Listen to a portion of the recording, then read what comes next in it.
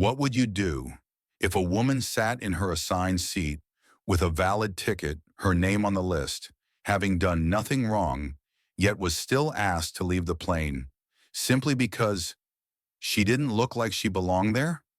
No shouting, no struggle, no close-up video footage to serve as evidence. Just a flight attendant stepping forward, a glance from the pilot, and a cold request. "Ma'am, we need you to move to economy." The woman didn't argue. She just stayed still, quietly buckled her seatbelt, like someone who's grown used to being doubted. What she didn't know was that this quiet act would trigger a chain of events that would cancel the entire flight, replace the entire crew, and force an airline to rewrite its internal training system from scratch. The story you're about to hear isn't just about a seat on a plane.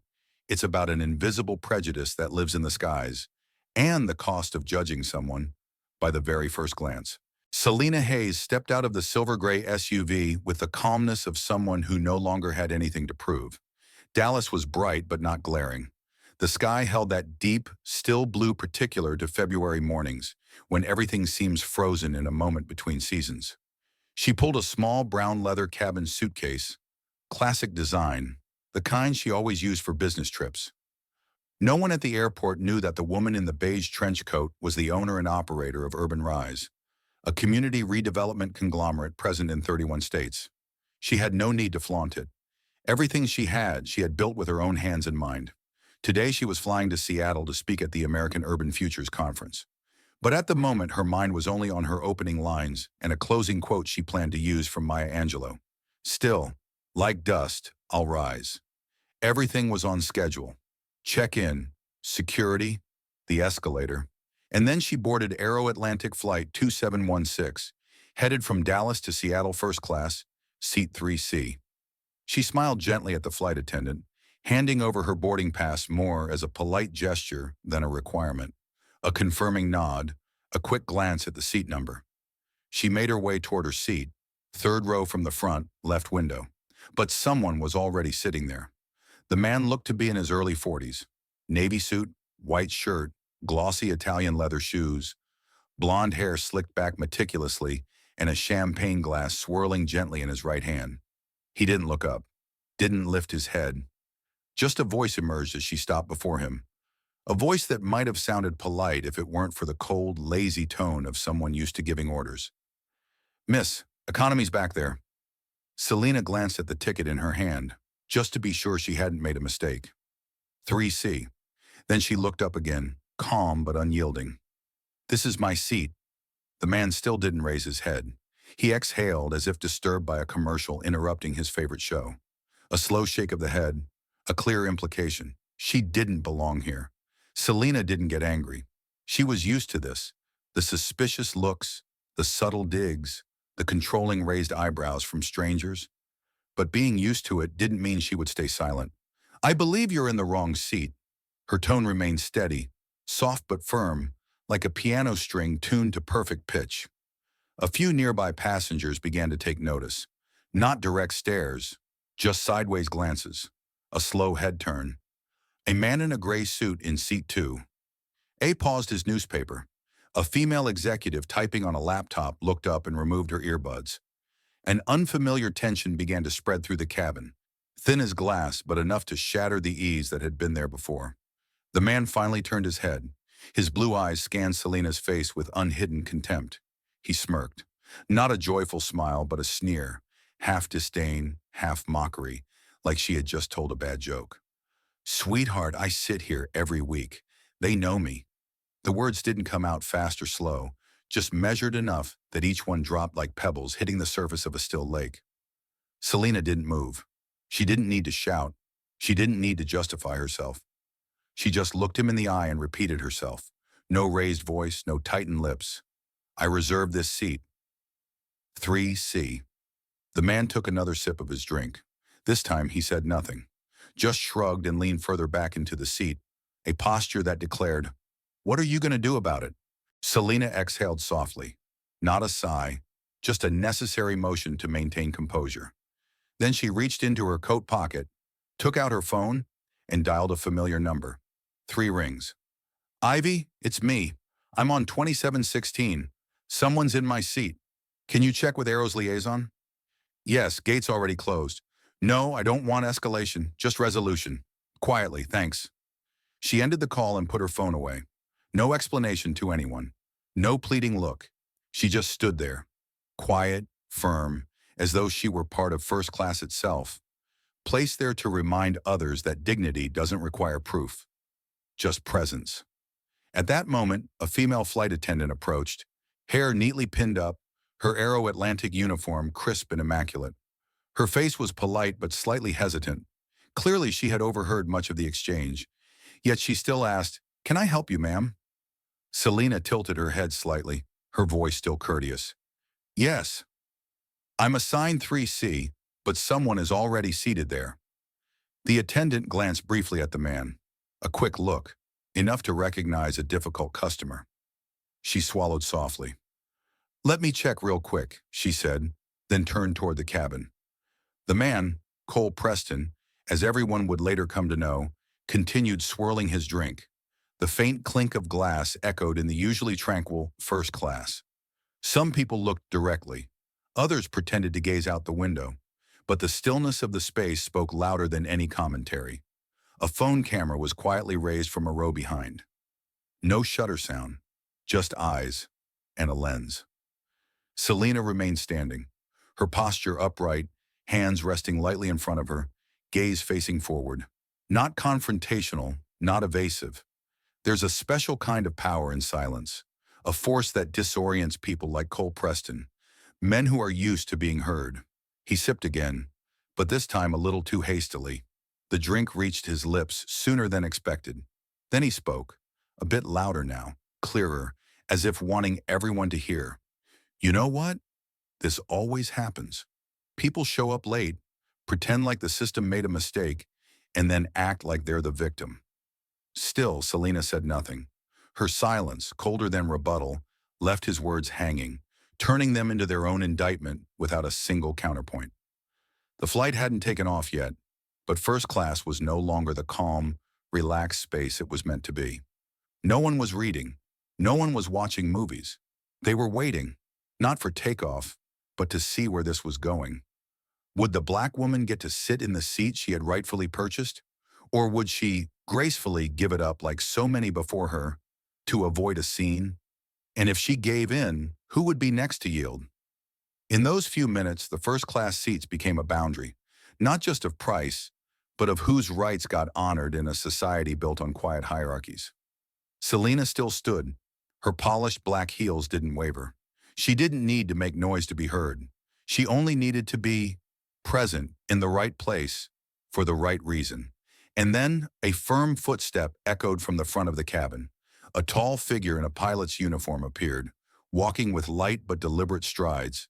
And in that very moment, no one aboard Flight 2716 could have imagined they were about to witness something that would change not just the flight, but a national conversation. Captain Lionel Brooks didn't walk quickly. He didn't need to. His very presence was enough to shift the atmosphere. The small metal nameplate on his uniform caught the soft glow of the cabin lights, and his eyes swept through first class like a cold breeze across a still lake. Swift, quiet, but impossible to ignore. Passengers who had been sneaking glances now looked down.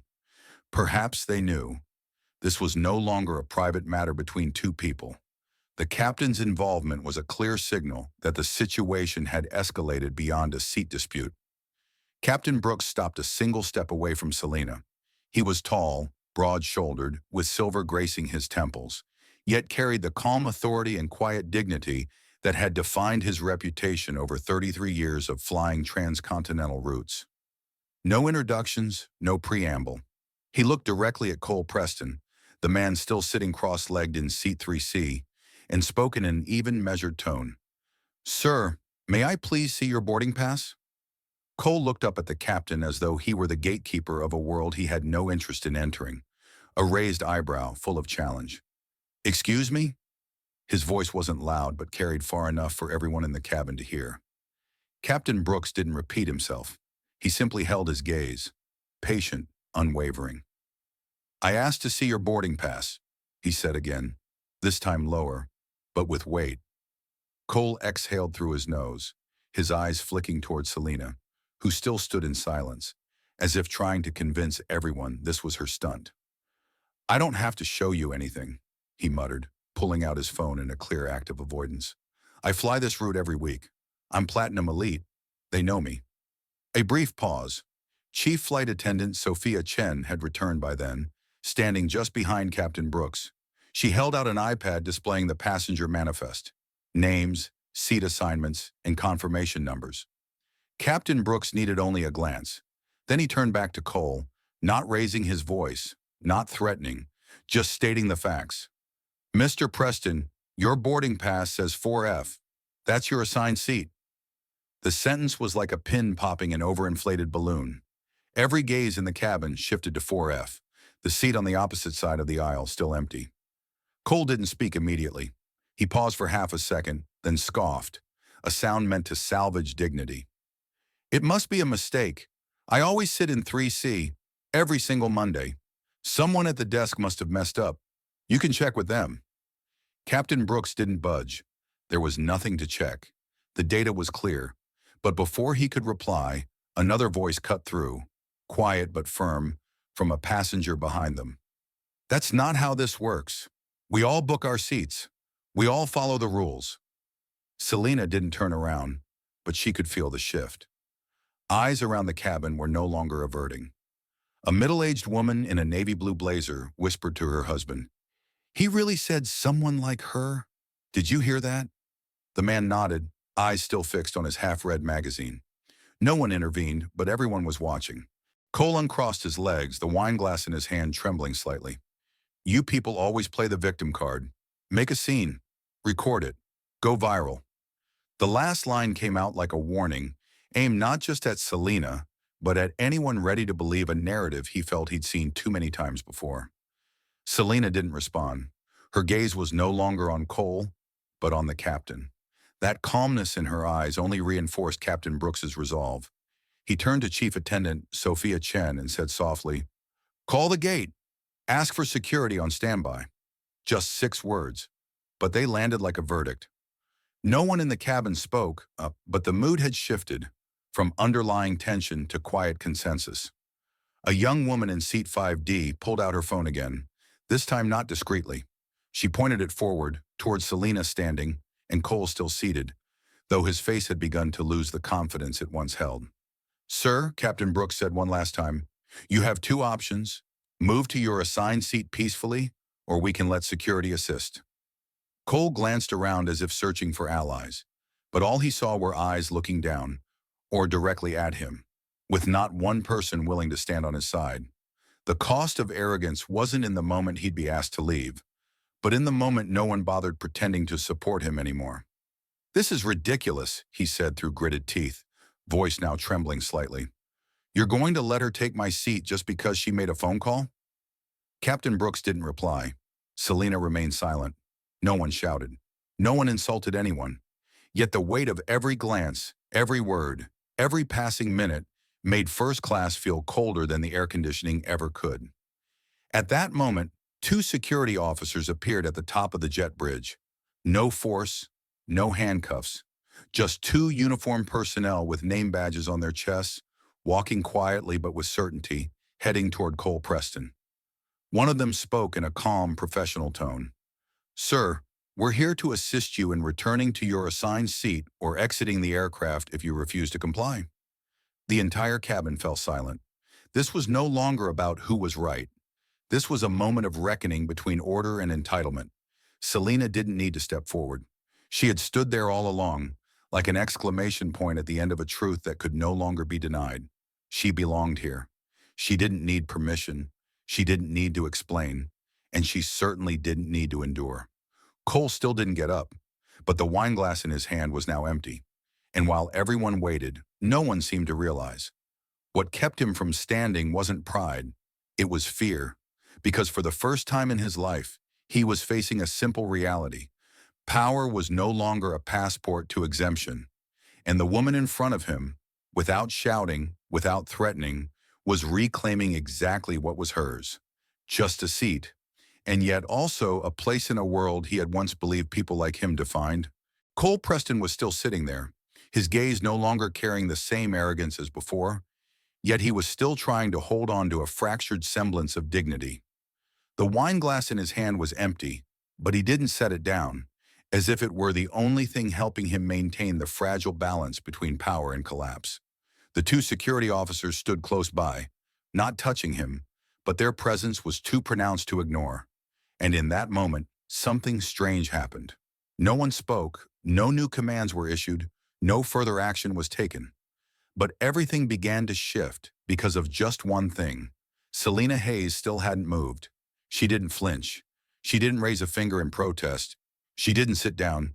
She simply stood there, her legs firm, her hands gently resting in front of her face showing neither anger nor pain, but a sharp calmness, like a sheet of glass reflecting nothing but truth. It wasn't the silence of the defeated, it was the silence of someone who had been misjudged too many times to still feel the need to explain herself. Her eyes were no longer fixed on Cole, but on some undefined point ahead, as if she were seeing through him, through the entire first-class cabin, through the layers of bias and injustice, reaching back to the place where it all began. A society where the presence of a black woman in first class is still something to be questioned. A few passengers began to shift uneasily. The woman in the navy blazer still sat beside her husband, but this time her whisper was louder. "He's not moving, and she's not even flinching. Look at her." Her husband simply nodded, no longer buried in his magazine. A man in seat 4D, a young executive in a black suit with a company ID badge, quietly switched his phone to video mode. He understood this wasn't a random moment.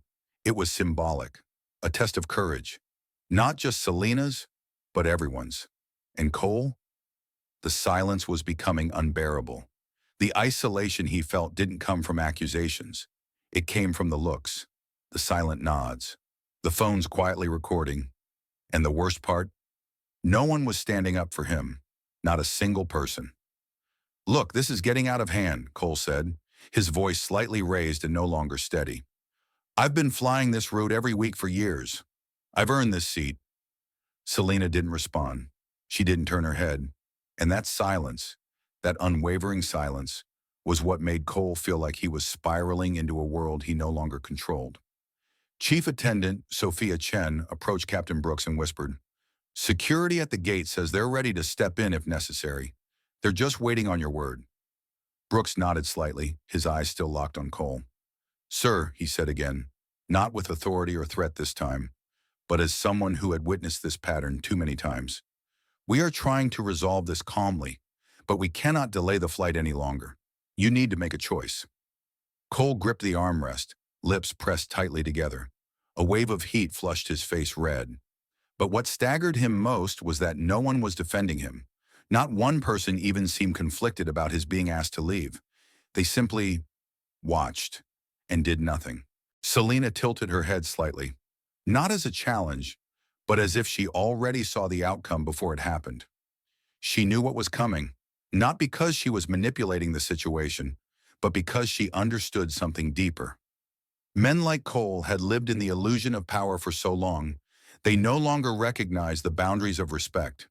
And when they were finally pushed to yield, they didn't know what to do, except resist, with clenched silence and resentful glances. A whisper rose from the back row. "She's not even raising her voice. That's power." Exactly. True strength doesn't need to shout, doesn't need to provoke. It lives in the way someone doesn't back down, doesn't lower their dignity just to fight back. And in that moment, Selena, with her stillness, was forcing the entire plane to reconsider. Who was truly causing the disruption? Who was refusing to accept reality? And who was reclaiming what was rightfully theirs, quietly yet unmistakably? Another passenger, a young woman in a red sweater seated in 6A, gently placed her hand over her chest. Her eyes shimmered with tears, not from sadness, but because she recognized herself in Selena in some way. She remembered walking into conference rooms and being asked, "Which department are you from?" Remembered being bumped from speaking panels because someone more appropriate had been found. She remembered giving up her seat, staying silent, lowering her head. But today in front of her was someone who no longer accepted that fate, and that silence was speaking for millions. Cole finally stood up, not because he was persuaded, not because he understood, but because he realized, with every passing second, he was becoming smaller in everyone's eyes. Not because they attacked him, but because they no longer believed he represented anything worth defending. As he stood, Selena didn't move forward. She simply looked toward the now vacant seat, 3C, and gave a small nod, as if to affirm, yes, she was ready to sit. But not until the truth had been clearly established, not until the system had realigned itself toward what was right. A flight attendant quietly stepped forward to tidy the wine glass. Captain Brooks returned to the cockpit. The two security officers stepped back, and Selena, without applause, without recognition, finally sat down in her seat. Seat 3C, the seat she had purchased under her own name, with her own money carrying the weight of every path she had walked to reach it. As the plane prepared for takeoff, a young black girl seated in economy accidentally glanced up toward first class. She was about 8, holding a comic book in her hands, her wide eyes lighting up when she saw Selena. Selena caught her gaze for just a second, and she smiled. A smile not forced, not exaggerated, but carrying a quiet message. You belong here, just like I do, just like anyone who dares to stand tall, just to sit in the place they earned. First class on Aero Atlantic Flight 2716 still hadn't taken off, but it was no longer the quiet, refined space it had once been. The leather seats were still soft, the overhead lights still cast their warm golden glow, but no one was paying attention to those familiar comforts anymore. Every eye, whether intentionally or not, was still drawn to row 3, where a man had just stood up after refusing to leave his seat for over 10 minutes. It was a short span of time, but enough to peel back the layers of someone's core, not through words but by how they react when their power is challenged. Cole Preston had not yet fully walked away. He stood beside seat 3C, one hand gripping his carry-on suitcase, his eyes darting between the flight attendants, the passengers, and Selena, the woman who had shaken his entire world with just one sentence. This is my seat. He didn't scream. He didn't resist violently. But every gesture, every glance, every furrowed brow was its own form of silent protest, a refusal to accept. Not because he didn't understand what was happening, but because he could not accept that he was losing. Not in an argument, but in a public test of character. At that moment, the cockpit door opened. No loud noise, no announcement, just a figure stepping out, upright, composed, steady, bringing with him a silence heavy with the kind of authority that only speaks when it must. Captain Lionel Brooks didn't need to introduce himself. The name stitched onto his uniform said enough. But that wasn't what drew the cabin's attention. What made the space seem to hold its breath was his gaze, clear, sharp, and carrying the weight of 3 decades managing not just turbulence in the sky, but also turbulence in the hearts of people. Brooks didn't rush. He walked slowly, as if he were reading the pulse of the cabin through every set of eyes. He didn't question the flight attendants. He didn't need to double-check the manifest. A single glance at the scene before him, a man still clutching the handle of his suitcase, a woman standing like a stone column, and a silence stretched taut between them, was all he needed to know. This was no longer a technical issue. It was a matter of dignity, and the truth needed someone calm enough to restore order without having to impose force. He stopped in front of Cole Preston, maintaining a respectful distance, close enough to show engagement, far enough not to provoke. "Good evening, sir," he said, voice low but clear, a tone that carried enough gravity to make even those in the back rows tilt their heads to listen. "I understand there's been some confusion with your seat assignment." Cole gripped his suitcase tighter. "Yeah, I sit here every week. The system probably made an error." Brooks nodded slowly, not rushing to contradict. He turned to Chief Flight Attendant Sophia Chen, who was holding an iPad displaying the passenger list. She quickly held it out. One tap was enough for him to confirm the information. "Mr. Preston," he said, his eyes still on the screen, "your ticket indicates 4F. That's your assigned seat for this flight." There was no sound in the cabin, but the silence rang like an unspoken symphony reverberating in everyone's chest. Cole scoffed, shaking his head as if it were all some elaborate joke. "I don't care what it says. I always sit here. This seat, 3C has been mine every Monday for the past 3 years. The ground staff knows me. You should too. Captain Brooks didn't respond immediately. He knew. Responding too quickly only raised resistance. He simply nodded again, slowly, as if weighing each word just spoken. Sir, he replied, this time locking eyes with Cole, I do recognize the value of loyal passengers, and we are thankful for yours. But in this aircraft and on this flight, seat assignments are not determined by history or habit. They are determined by the reservation made and confirmed, and this seat belongs to Miss Hayes. Cole Preston stood beside seat 4F, but didn't sit down. His hands gripped the handle of his suitcase, thumb pressing lightly on the zipper tab over and over, a nervous habit. His face was flushed not from anger, but from something harder to name, humiliation. He had just lost in front of 2 flight attendants, 2 security officers, a captain, and 15 first-class passengers. But what Cole couldn't bear wasn't being asked to leave a seat. It was hearing the name Selina Hayes and feeling his entire world shift. The woman he told to go back to coach turned out to be the very CEO his bank had been trying to court for the past 3 months. That woman didn't just hold a valid booking for seat 3C, she held a commanding position in the investment world he once looked down on. Captain Brooks still stood in the aisle, his gaze fixed on Cole, not pressing, but unyielding. He understood this feeling. He'd seen it many times before. The look of a man trying to salvage the shards of a self-image he had built for himself. But he also knew his job wasn't to lecture. It was to maintain order. And sometimes that order had to be reestablished through clear action, even if it meant someone would feel deeply embarrassed. Mr. Preston, he said, his voice even but gaining weight, I've asked you respectfully. This is the third and final notice. If you refuse to take your assigned seat, I'll have to initiate full security protocol. The words weren't loud, but each one landed with clarity. Every passenger heard them. Some turned to look at Cole, some looked at Selina, and others, especially the younger ones, were quietly watching through their phone screens. One had been recording nonstop since minute 10. Selina's face, calm, unmoved, had remained framed in the shot from the beginning. She didn't know she was being filmed, but even if she did, she wouldn't have changed her gaze, because everything she had done was simply to stand, and when needed, to sit in her rightful seat. No shouting, no retaliation. And that was exactly what made it impossible to look away. At that moment, one of the security officers stepped forward slightly. His hands folded in front of him, posture ready but not threatening. He spoke in a deep, trained tone. Sir, please make your decision now. Either you move to 4F, or we will have to escort you off the aircraft. Cole swallowed. For the second time that day, this time more clearly. He looked around. No face nodded. No subtle glances of support. Even the flight attendants, who once bent over backward for platinum members like him, now stood tall, hands behind their backs, eyes fixed on the captain. Everything had shifted, and he knew in this moment, he was no longer the main character.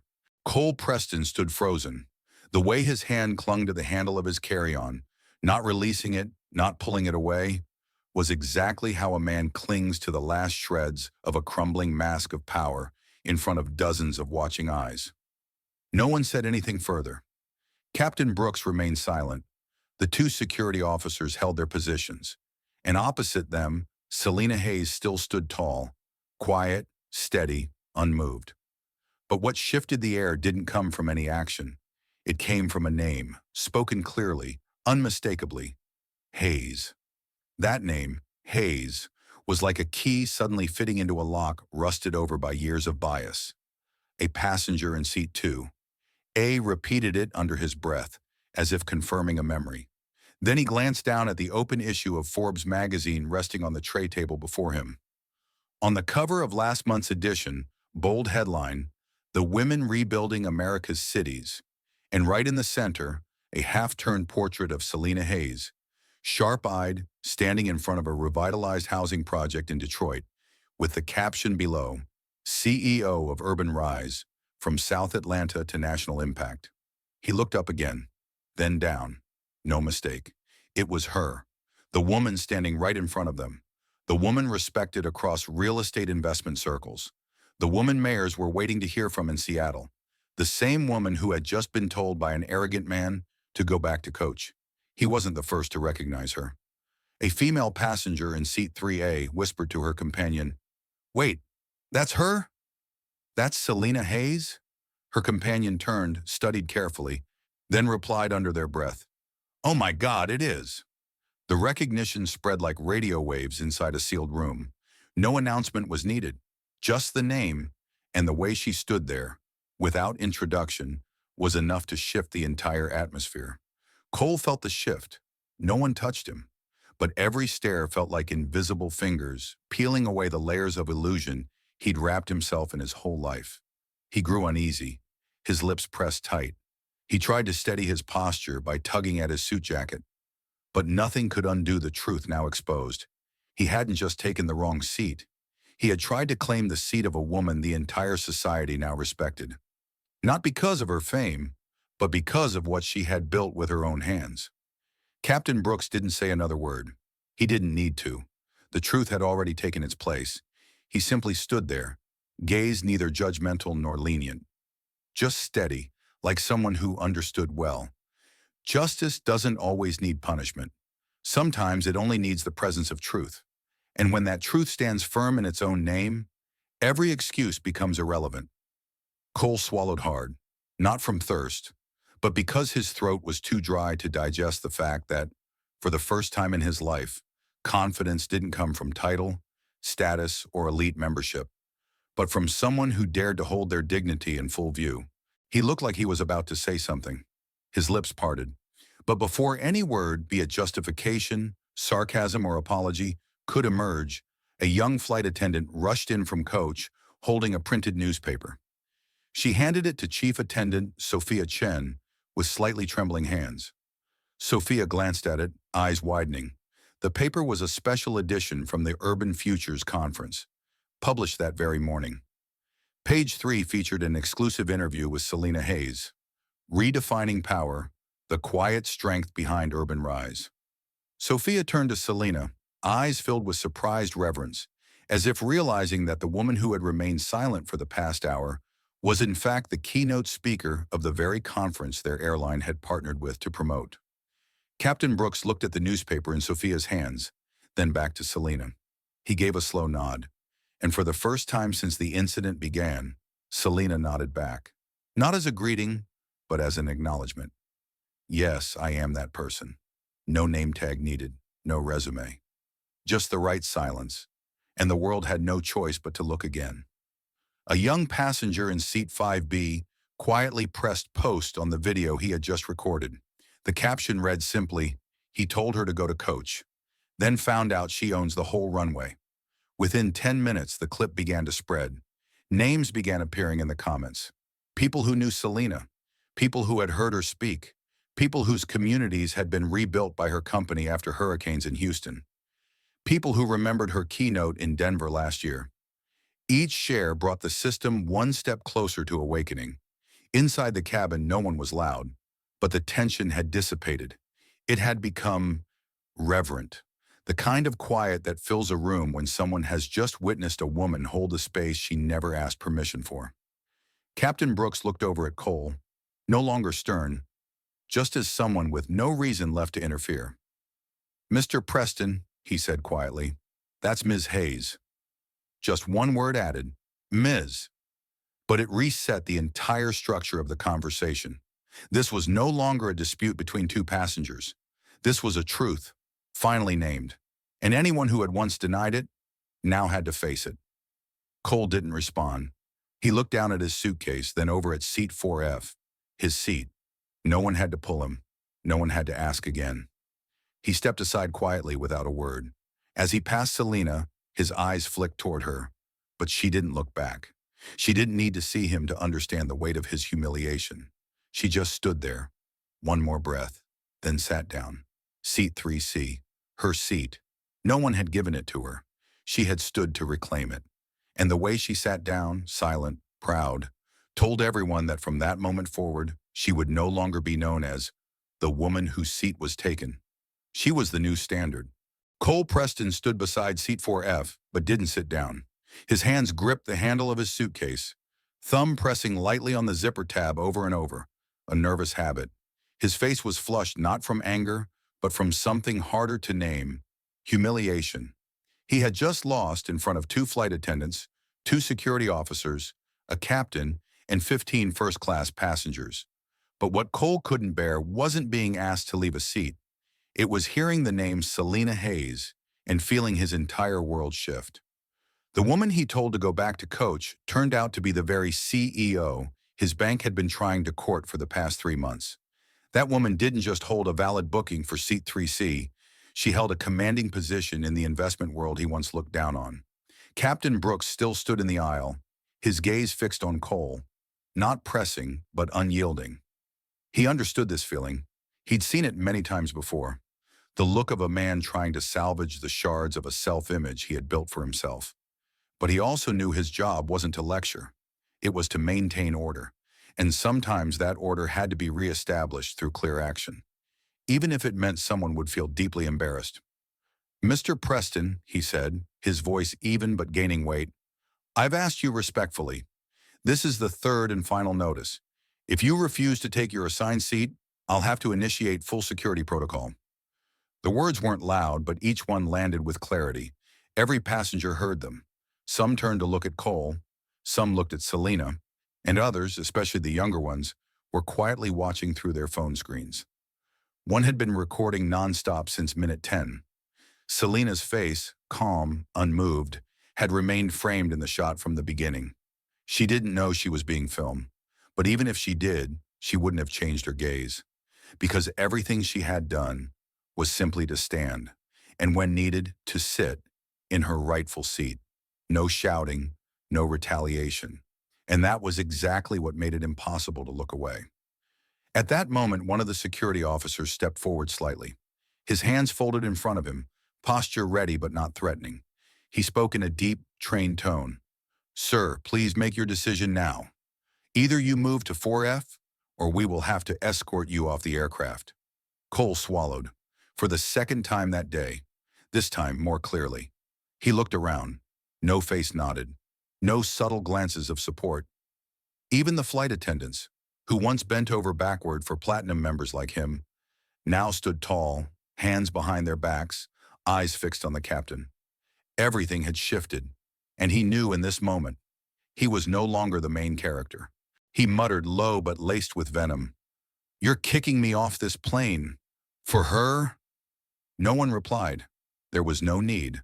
But the way he emphasized her made the cabin, already quiet, feel colder than the air conditioning. A few passengers frowned. The woman in 2A shook her head slowly. A young white man in a hoodie in the last row hissed under his breath, "That's enough." No one yelled, but each of those quiet, scattered remarks began to form a larger message. No one was buying Cole's version of events anymore. No one saw him as the loyal first-class flyer anymore. They only saw a man unraveling his own facade of civility through sheer arrogance. Selena remained silent. Her eyes no longer looked at Cole. She had turned toward the window, as if gazing toward the skies over Seattle, where she was soon to speak at a national summit on community development. But everyone knew she was still listening, still present, still holding her ground. Not through words, but through presence. She didn't need to say anything, because everything that needed saying, Cole had already revealed himself. Captain Brooks lowered his voice, this time like a final transmission.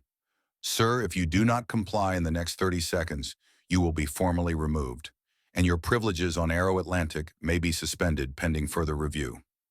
The words were like a gunshot. No one screamed. No one stood. But the air cracked with a dense silence that stretched far too long. Cole blinked, and then, slowly, he bowed his head. A small motion, but it held the weight of defeat. He turned toward seat 4F, dragging his suitcase behind him. But his steps were heavy, as if the weight wasn't from his luggage, but from pride, dragging with every stride. Selena didn't turn.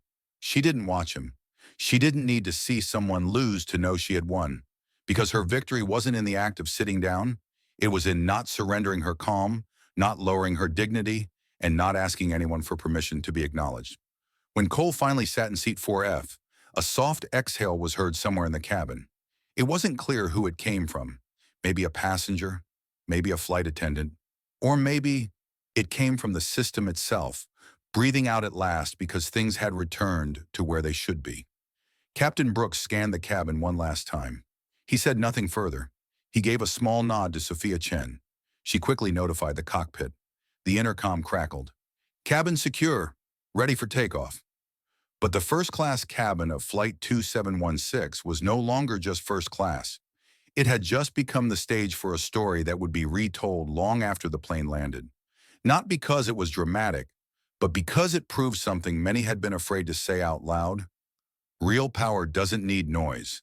It only needs to show up, at the right time, with enough dignity to make every misplaced privilege step aside. Cole Preston sat in seat 4F with a silence that didn't suit him. After years of weekly flights, he was used to private greetings, special attention from flight attendants, nods from fellow business class travelers that affirmed his status. But now everything that once made him hold his head high had fallen away without warning. He was no longer the Cole they knew, no longer first-class Cole. He was a Cole forced to confront himself in the painfully obvious silence of the entire cabin. The seat in front of him, 3C, was now occupied. Selena Hayes sat there, posture impeccable, back not fully pressed into the seat, hands resting lightly on the armrest, eyes gazing out the window. She didn't look at Cole. She didn't need to. Her very presence made the space around him feel smaller, even while sitting in a seat wider than most first-class standards. No words of reproach, no glance of contempt. But it was her composure that made Cole feel utterly exposed. He stole glances to the side, hoping to catch a sympathetic eye, a face of understanding. But there were none. The woman in the blazer up front stared straight ahead, unmoved. The couple in row 2 whispered to each other, trying not to show judgment, but their eyes couldn't hide their disappointment. The young passenger near the aisle, the one who'd been filming from the beginning, still held his phone steady, eyes locked in. In that moment, Cole realized he wasn't a passenger anymore. He was the subject of a lesson, being recorded, shared, and soon to be dissected by thousands the moment the plane touched down. "People like you don't last," he muttered, just loud enough for one person to hear. Selena didn't turn. No movement, no reaction. The words, dripping with bitterness and spite, slipped through the air like a drop of water hitting glass. No shatter, no absorption, just left behind. And that, more than anything, made Cole feel small, not because of a financial error, not due to a professional failure, but because of a woman he couldn't dominate with the things he once believed were invincible. A louder voice, a colder stare, a higher tier membership. But it wasn't over. Just seconds after things seemed to settle, the security officer's radio crackled to life. One of the officers stepped back, pressing his earpiece. After a short exchange, he approached Captain Brooks and whispered something. Brooks gave a subtle nod. No one else in the cabin could hear, but his expression changed. He was no longer merely overseeing an internal seating issue. He had become the representative of an entire system responding to something that had moved beyond cabin boundaries. He turned toward Cole. Passengers noticed immediately. Captain Brooks was no longer standing still. He stepped forward toward seat 4F, not rushed, not angry, but with unmistakable purpose. "Mr. Preston," he began, his voice deep but clear, "I've just been informed that due to your repeated refusal to comply with boarding procedures, Aero Atlantic will be revoking your travel privileges effective immediately." Cole couldn't believe his ears. "You're... what? You can't be serious." Brooks nodded firmly. "I am. You will need to deplane now. Security will escort you." A few passengers held their breath. The woman in the front row quietly pulled her window shade down. A flight attendant stepped back. Selena remained still, but it was clear the situation had long passed the bounds of a seating conflict. This was consequence, not from a single mistake, but from a chain of misjudgments from beginning to end. Cole sprang to his feet, the seat behind him springing slightly and startling the passenger there. "This is absurd. I'm a platinum member. I have business in Seattle. I sit here every week. She started this." His hands trembled as he yanked his suitcase upright, knocking it against the armrest, then dragged it into the aisle. The two security officers moved in, one on each side, without touching him, but matching his pace, like they were escorting someone no longer considered trustworthy. Cole walked past Selena. His glance toward her likely held everything he couldn't articulate: hatred, jealousy, defensiveness. But Selena didn't turn, not for a second. Her eyes remained out the window, toward a sky just beginning to brighten. She didn't need to witness someone's downfall to affirm her worth. She had already proven everything, simply by not stepping back. A passenger in the back whispered softly, "That's what justice looks like." The one recording silently pressed stop. The video had reached 17 minutes. No profanity, no tears. But every second stood as evidence of one truth: everyone deserves respect, until they prove they're no longer worthy of keeping it. The cabin door opened. Light from the jet bridge spilled in. Cole stepped out without another word. All that remained was the sound of suitcase wheels clicking along the floor. When his figure disappeared past the door and the security officers closed it behind him, a strange stillness fell over first class. No one spoke. No one smiled. There was only a sense. Everything had just been put back in its rightful place. Selena closed her eyes for one long breath, then opened them. She adjusted her seatbelt and rested her hands on her knees. No motion was wasted, yet each one carried a message. I sit here, not because anyone allowed me to, but because I belong here. When the cabin door closed behind Cole Preston, Aero Atlantic Flight 2716 ceased to be just another flight. It had become the epicenter of a ripple effect that no passenger could have anticipated. The sound of the plane rolling onto the runway was steady, but inside the first-class cabin, no one had truly resumed normal breathing. The silence wasn't confusion. It was the weight of what they had just witnessed. A woman held her place through quiet resolve. A man dug his own downfall through arrogance. And an entire system, for once, sided with the truth. Selena Hayes remained still, her gaze fixed outside the window. She wasn't smiling, wasn't basking in victory. She simply existed with a presence strong enough to make those around her understand they had witnessed something rare. A moment when dignity was restored, wordlessly. While Selena kept the calm she needed for the long journey ahead, thousands of miles away, on the ground in the digital world, a storm had begun to form. The young man in the gray hoodie, the one who had recorded the video starting at minute 10, had just connected to the in-flight Wi-Fi. Once the plane reached cruising altitude, he got online, selected the nearly 18-minute video, trimmed the first few seconds and added a single caption. He told her to go back to coach. He didn't know who she was. Now he's off the plane. No embellishment, no commentary. He knew the footage spoke for itself. After pressing post, he closed his laptop, put on his headphones, and played music. What he didn't know was that over the next 17 minutes, the clip would spread across every platform. The hashtag #Seat3C started trending first on X, followed by #Selena Hayes and #Aero Atlantic. Within an hour, the video had been reposted by major accounts: a civil rights journalist, a prominent corporate equality lawyer, and a Business Insider editor. Each quoted different moments, from the instant Selena said, "This is my seat," to Captain Brooks facing the camera and stating, "We don't assign seats based on who people think they are." One moment especially was reshared again and again, the frame where Cole was asked to deplane, walking past Selena without daring to look at her, while she, unmoving, never turned back. When the cabin door closed behind Cole Preston, Aero Atlantic Flight 2716 ceased to be just another flight. It had become the epicenter of a ripple effect that no passenger could have anticipated. The sound of the plane rolling onto the runway was steady, but inside the first-class cabin, no one had truly resumed normal breathing. The silence wasn't confusion. It was the weight of what they had just witnessed. A woman held her place through quiet resolve. A man dug his own downfall through arrogance. And an entire system, for once, sided with the truth. Selena Hayes remained still, her gaze fixed outside the window. She wasn't smiling, wasn't basking in victory. She simply existed with a presence strong enough to make those around her understand they had witnessed something rare. A moment when dignity was restored, wordlessly. While Selena kept the calm she needed for the long journey ahead, thousands of miles away, On the ground, in the digital world, a storm had begun to form. The young man in the gray hoodie, the one who had recorded the video starting at minute 10, had just connected to the in-flight Wi-Fi.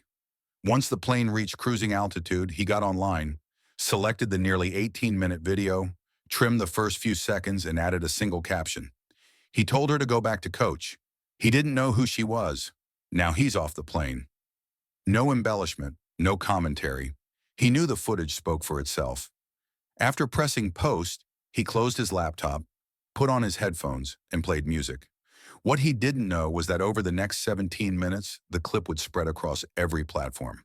The hashtag #Seat3C started trending first on X, followed by #Selena Hayes and #Aero Atlantic.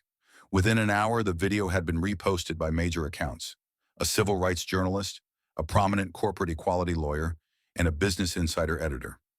Each quoted different moments, from the instant Selena said, "This is my seat," to Captain Brooks facing the camera and stating, "We don't assign seats based on who people think they are."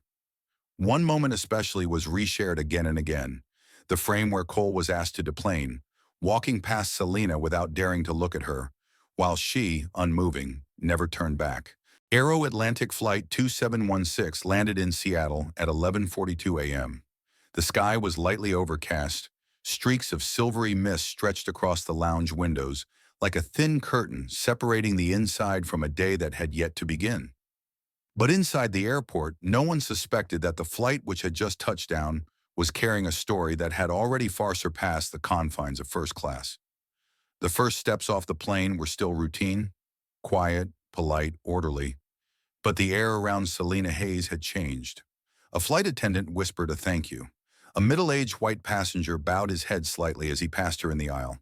A younger woman, a bit bolder, murmured thank you as she followed behind. Selena didn't say much in return. She maintained a gentle smile, a calm gaze, and the same upright posture. She didn't know that just minutes after she walked into the baggage claim area, an urgent internal email had been sent from Aero Atlantic's headquarters. An emergency executive meeting was requested to address the media situation rapidly spiraling out of control. She also didn't know that in a conference room 6 miles away, a CEO slammed his fist on a table as he saw footage of his employee being shared millions of times with hashtags like #Seat3C and Do Better Aero Atlantic. Meanwhile, on the other side of the city, Cole Preston was experiencing the quietest moment of his life. Not from peace, but from being completely disconnected from the world he once commanded. After being removed from the flight, he was held in an airport security room for 30 minutes to complete a report. There was no arrest, no interrogation, just routine documentation for a passenger denied service for violating travel protocols. But for Cole, those minutes stretched longer than any dark night. For the first time in his life, no one came to rescue him. No assistant called to apologize on his behalf. No personal attorney intervened. And worst of all, his phone, usually lit up with investment pitches, internal memos, meeting requests, was now flooded with messages from names he didn't recognize. "We saw the video. Shameful. That's who you really are? You're done, man." Cole's company, a real estate investment firm called Hartwell Partners, wasted no time responding. When the video passed 10 million views in under 16 hours, the Hartwell CEO convened an emergency Zoom meeting. In that call, 3 HR directors, 2 PR consultants, and 1 legal advisor all offered the same recommendation. Cole must be suspended from all external operations, pending internal investigation. Emails regarding pending deals were halted. Partners demanded clarification on Preston's current role within the firm. One Canadian partner flatly canceled negotiations, citing incompatible values. In one afternoon, Cole went from a power player on every major real estate stage to a name actively avoided in every phone call. No one said directly that he was wrong. They just stopped calling, and that emptiness stung more than any public criticism.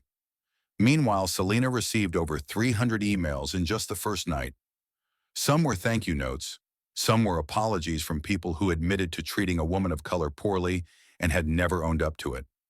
One came with a photo, someone standing in front of a new home rebuilt by Urban Rise, with a caption, "I didn't know you were the one who built this for us, but now I do.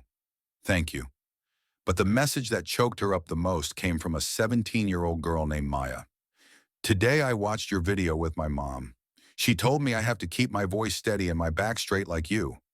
I didn't understand what that meant until I watched the whole thing. Now I do. I promise I won't look away next time someone tries to take what's mine. Selena didn't reply to every email. She chose a few to thank personally, but each line she read felt like a mirror reflecting the years she had walked through. From being the little girl always asked, "What do your parents do?" to being the only young black engineer on her first redevelopment project in Newark, to the day she founded Urban Rise and vowed never to let anyone be treated like they were invisible again. And while the press, social media, community forums, and corporations were all in turmoil, Selena chose silence. She didn't post. She didn't grant interviews. She didn't film a reaction video. She let the moment speak for itself. She believed that sometimes saying nothing was the loudest statement, and in some way, the world understood that.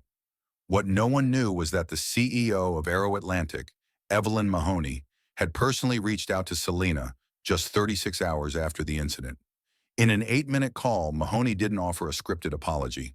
She simply said, "What you did was more than brave. It was necessary. I'd like to speak with you about how we turn this into a catalyst for change, not just cleanup." Selena didn't respond right away. She didn't want to be a fleeting symbol, but she also knew if she didn't take a step forward from this moment, hundreds like her might never get the chance to rise. 3 days after the incident on Flight 2716, Selena Hayes stepped into a modest conference hall in Seattle, where a mid-sized urban redevelopment summit was underway. She had accepted the invitation to speak months earlier, a talk centered on spatial equity and access to sustainable infrastructure. But today, that stage was no longer a place for discussing blueprints or housing policies. It had become a platform where every gaze turned toward her, not for her technical expertise, but for the silence she had once held and the ripple it left behind. The hall was packed. Some came out of curiosity. Some carried unresolved anger. Some wanted to witness with their own eyes how a woman could stay silent in the face of injustice and still move an entire system. The organizers proposed moving Selena's talk to the top of the schedule. No one objected. She walked on stage in a neutral gray suit, no designer labels, no flashy accessories. Her hair neatly tied up, her eyes calm. She needed no introduction. A round of applause broke out, gentle, not thunderous. But it wasn't polite applause. It felt like a welcome from a community long overlooked, finally seeing someone speak for them without having to shout. Selena opened with a line that wasn't in her script. "This isn't about me." The room fell silent. She looked straight ahead. "Let's be clear. This isn't about a seat on a plane. It's not about who got to stay and who was told to leave. It's about every space, physical, social, economic, where people are told they don't belong before they even open their mouths." Her voice didn't tremble. Each word landed like a steady hammer tapping glass, not forceful, but unmistakable. People ask me if I'm angry. I tell them, anger is not the right word. What I carry is memory.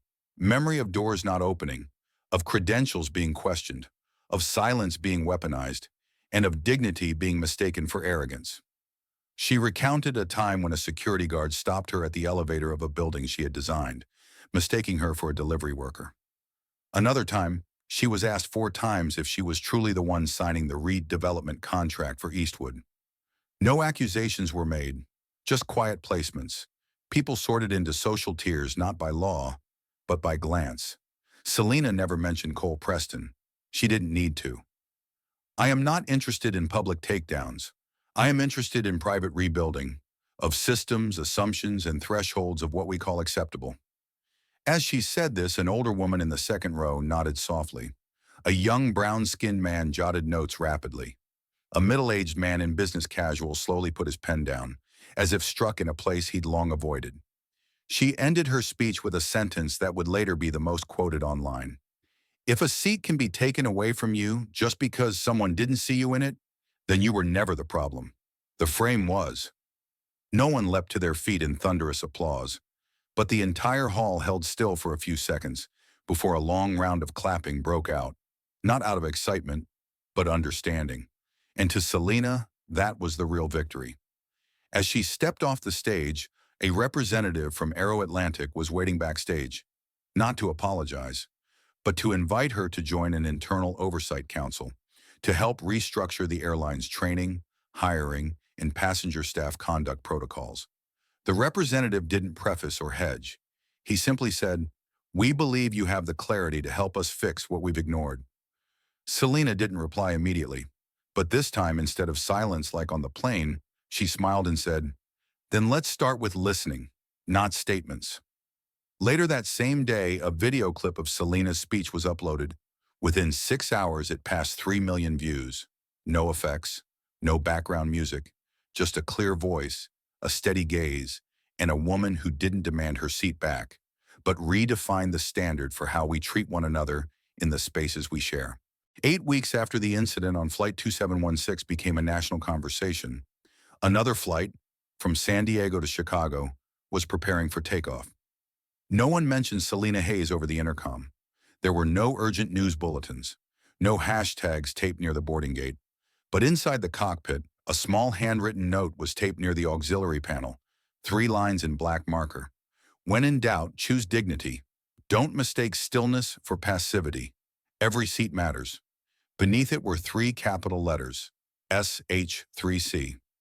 That message had been proposed by Captain Jordan Brooks himself, the very man who had been present on Flight 2716 and was a silent witness to the entire event. Following the internal restructuring initiated by CEO Mahoney, one of the airline's first initiatives was Project 3C, a training program focused on humane behavior and responsive conduct for all frontline staff. Captain Brooks, though never disciplined for his earlier inaction, volunteered to lead the curriculum design team for one reason alone: because silence isn't neutral, it's directional. Flight SD-122 took off on schedule.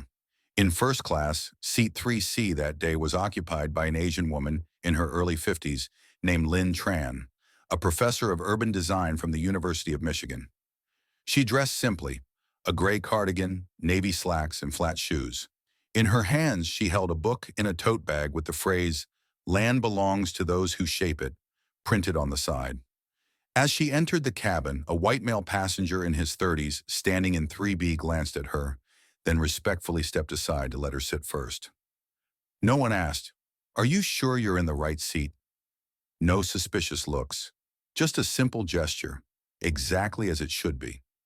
A flight attendant named Naomi, recently reassigned from domestic routes after completing the Project 3C training, slightly bowed before asking, "Would you like anything specific to make your seat more comfortable, Professor Tran?"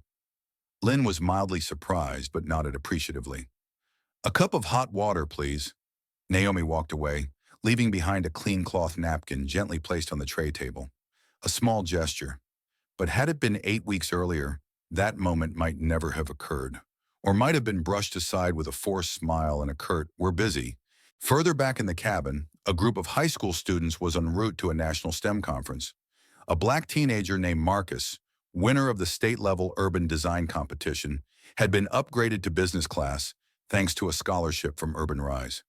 He sat by the window engrossed in sketching a map of his dream neighborhood, completely unaware that the woman who had once founded that very organization had once been asked to leave her seat for simply not looking the part. In CEO Mahoney's office, a dashboard showed customer satisfaction scores climbing 37% following the launch of Project 3C. An internal report noted that within the first 180 days, the company had seen a significant increase in customer satisfaction. 6 weeks of the restructuring, over 600 customer submissions praised the airline staff for empathy, respectful conduct, and proactive handling of delicate situations. No PR slogans were released, no promotional videos aired. They let the next passengers feel and decide for themselves whether the airline was truly changing. Selena Hayes at that moment was in Detroit. She wasn't appearing on TV. She wasn't attending any conferences. She was out in the field with a group of young architects surveying a residential area once deemed non-redevelopable due to unstable ground conditions. But Selena insisted on visiting it herself. She didn't sit in business class. She didn't need to. She quietly walked with the team, wore tall rubber boots, and stepped into cracked earth, capturing the site with her old camera. A young assistant asked, "Do you think this place can be restored?" Selena looked around, then said softly, "Not every place needs rebuilding. Some just need to be seen as worthy again." That sentence wasn't broadcast on television. But that evening, the assistant posted a photo of Selena standing in the midst of that broken land with the caption, "This is who she is when no one's watching." And that image, a woman of color standing still beneath the setting sun, became the symbol of a new era. No loud debates, no official titles. Just one more flight where another passenger is finally seen for their full worth. 3 months after the events aboard Flight 2716, a short news segment on a local Chicago channel opened with a familiar image. A gray-blue airplane seat, simple, unoccupied, but positioned at the center of a temporary exhibition hall at the Great Lakes Center for Social Design Archives.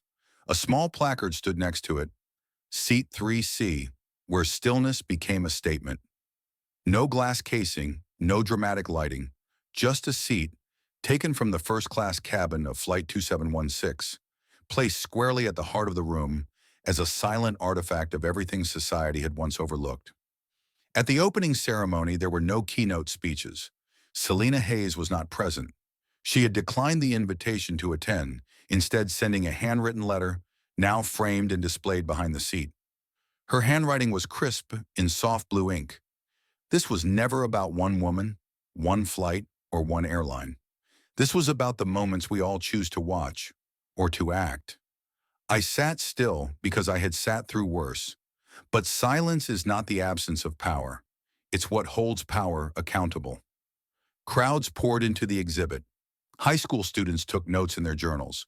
Parents brought their young children and pointed at the chair, saying, "This is where the conversation changed." Former flight attendants whispered to each other. She didn't raise her voice, but the room still turned. No one was allowed to sit in the chair. A small sign made it clear, reserved in dignity. At the same time, at Aero Atlantic's headquarters in Atlanta, CEO Mahoney was preparing to sign off on Phase 2 of Project 3C. An internal document revealed that the program was being expanded to affiliated service partners, airport personnel, check-in counters, even catering suppliers. Not as a branding campaign, but as a new operating framework in which every role, from flight attendants to janitorial staff, would be trained as brand stewards, not just position holders. In a small town in Ohio, Marcus, the student previously upgraded mid-flight, took the stage at his high school graduation. In his speech, he said, "I want to design cities where no one gets moved because they don't fit. I want to build streets and stations and seats where silence is safe." Not a sentence. In the audience, a woman stood and clapped first. His mother, a night shift nurse, who once told him, "Go ahead, I'll handle the rest." Selena Hayes still refused press interviews. But in a quietly released podcast by the young architecture collective she mentored, her voice could be heard saying, "I don't need to be invited back to prove I belonged. I need to make sure the next woman doesn't get asked to leave in the first place." Her voice held no drama, just calm certainty, like someone who no longer needed to impress because what needed to be said had already stayed behind. A month later, at a corporate culture summit in Dallas, a senior executive from a competing airline was asked, "What did you learn from the 3C case?" He paused for a few seconds, then replied, "That sometimes you build an entire system and forget to design for dignity. That was our flaw," and her seat made it visible. The entire room fell silent. Nothing more needed to be said. At a small cafe corner in Detroit, Selena sat by the window, flipping through a work-in-progress architectural draft. A young black girl walked in, holding her little brother's hand. The cafe owner, about to turn them away, since children were usually not served during peak hours, caught Selena's glance. With just a slight nod from her, the owner changed her tone, smiled at the children, and said, "Take any seat you'd like." No one knew why, but it happened. In that moment, a seat was chosen, not for convenience, not out of privilege, but because the child felt they had the right to choose.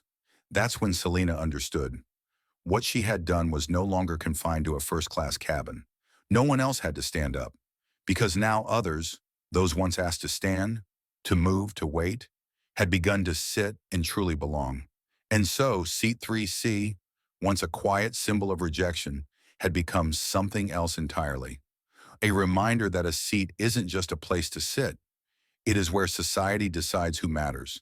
And when someone sits still in it, the world has to reconsider how it arranges everything else.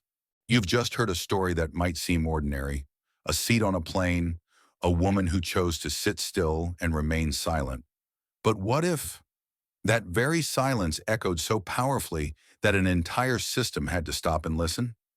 If you've ever been dismissed because of how you looked, how you dressed, or the color of your skin, you understand. If you've ever seen someone gently denied something in a way that cut deep, you understand. And if you've never thought a single seat could change an entire society, maybe today you'll think again. Because justice doesn't always come from those who shout the loudest. Sometimes it comes from the one who sits still and makes the world stand up. Drop a comment below. What would you do if you were the one sitting in seat 3C? If this story moved you, hit that like button to help spread its message. And don't forget to subscribe so you never miss another powerful, emotional, and justice-driven story. Because we believe silence can change the world if we're willing to listen.